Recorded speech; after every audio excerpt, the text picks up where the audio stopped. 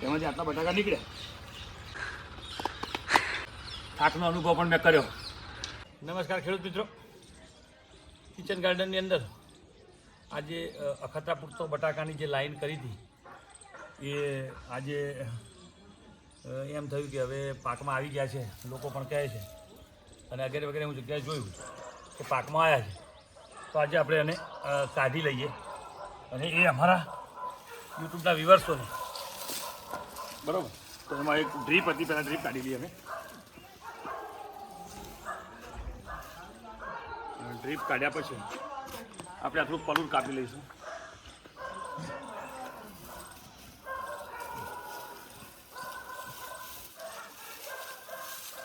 આ રીતે પલુર નીકળી જાય. હવે આવા પ્રયત્નો અમારા ચાલુ છે કે કિચન ગાર્ડનની વાતો તમારા સુધી કેવી રીતે લાવવી. ક્યાંક ક્યાંક અમારી ભૂલ થતી હોય, તમે આના પ્રોપર જાણકાર હોય તો તમે પણ કંઈક અમને શીખવાડી શકો છો. એમાં એવું કંઈ આવતું નથી કે હરેશભાઈ નહીં, આ તમારી આ થોડી ભૂલ થઈ રહી છે, તો આના કરતાં આવું કંઈક કર્યું હોય તો આના કરતાં વધારે બેટર અને વધારે રિઝલ્ટ મળી શકે. તો હવે તમે જોઈ રહ્યા છો કે આ બધું હવે એની જગ્યા કરવાની ચાલુ. અચ્છા, જો આપણે ફર્સ્ટ રિઝલ્ટ દેખાયું, જો હવે આ બટાકા અમારા દવા વગરના. પહેલી વાત, સાઈઝ તો નાની નીકળશે પણ દવા વગરના છે એ મહત્ત્વ છે, બરાબર. તો કેટલે સુધી ઊંડા હોય છે એ હું જાણતો નથી. જો એક બટાકું તો જેવું મૂક્યું હતું એવું નહીં, એના કન્ડિશનમાં આજે પણ નીકળ્યું. વાવેતર કર્યું હતું તે દરમિયાન આને કોઈ પ્રશ્ન નડ્યો હશે, હજી સુધી બન્યું નથી. આજે એક બીજું પણ બટાકા નીકળે છે, અથવા આમાંથી નીકળીને એ થયા હશે તો પણ મને અભ્યાસ નથી. હું તમારો નાનો ભાઈ, મને પણ આવું થોડું શીખવા. અચ્છા, રાઈટ, મને એવું લાગે છે એ એમાંથી જ વેલા એના નીકળ્યા હશે. આ નીકળી રહ્યા છે, જોઈશું આપણે કે શું થાય આમાં. અચ્છા, દાંતડાનો એવો વધારે ઉપયોગ કરવા જઈએ તો બટાકું આપણું કપાઈ જાય. હું સીધી રીતે બેસી જાઉં અને આપણે જોઈએ કે કઈ રીતે થતું હોય છે આ બધું. અચ્છા, જો દાંતડાનો ઉપયોગ કરવાથી આવું પણ થતું હોય કટિંગ. એક બટાકાને થોડો મને કટિંગથી થોડા નિષ્ફળ પણ છીએ આ વખતે કે આને પ્રોપર ખાડો કરીને વાવવાની જે સિસ્ટમ આવે એ રીતે વાયા નહોતા. સીધા મૂકી અને માટી લગાવી દીધી હતી. એક થોડો બેડ કર્યો હોત તો આના કરતાં વધારે સારું બટાકું નીકળત. પણ જે નીકળે છે દવા વગરનું છે એટલું હું તમારો નાનો ભાઈ તમને કહી શકશે.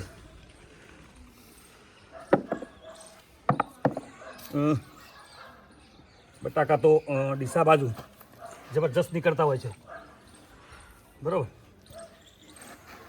અચ્છા, ઉપર જ પડ્યા છે. લે, અમે તો દૂર અંદર ખોળવાની કોશિશ કરીએ.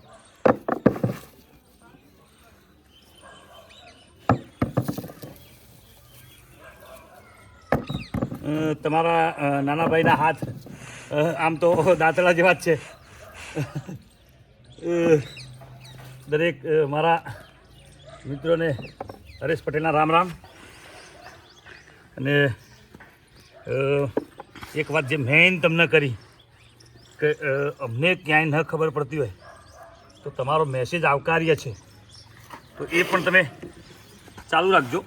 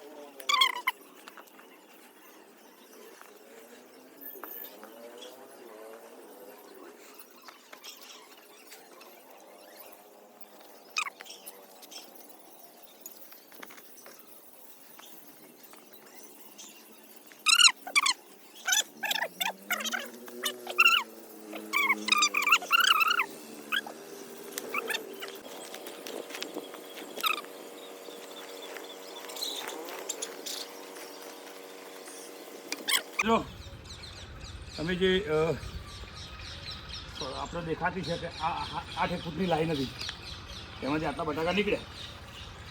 હવે જે બટાકા જાણકાર છે આ જે વાવ્યા હતા એ પણ કેમ નીકળ્યા અથવા નીકળે અને આનો શું ઉપયોગ કરવો કે નાખી દેવા એ મને જરા કમેન્ટમાં કહેજો. તો આપ નિહાળી રહ્યા છો નાના બટાકા થોડા વધારે નીકળ્યા છે, પણ એક વાત છે, કોઈ પણ પ્રકારનો ખાતરનો ઉપયોગ કર્યો નથી. લોકો વગેરે વગેરે ઉપયોગ કરતા હોય છે. હું હરેશ પટેલ થાકનો અનુભવ પણ મેં કર્યો. કેમ આ તમે જોઈ રહ્યા છો, જો કેટલી બહાર છે અને આને અંદર ગાળવા માટે જ આ કિચન ગાર્ડન સ્ટાર્ટઅપ કરી દઉં. પછી વિચાર આવ્યો કે વ્યુઅર્સોને પણ જણાવીએ. તો આજની વાત અહીંયા સમાપ્ત કરીએ છીએ. આજનો આ બટાકાનો ચેપ્ટર અહીંયા ખતમ કરીએ. જય જવાન જય કિસાન.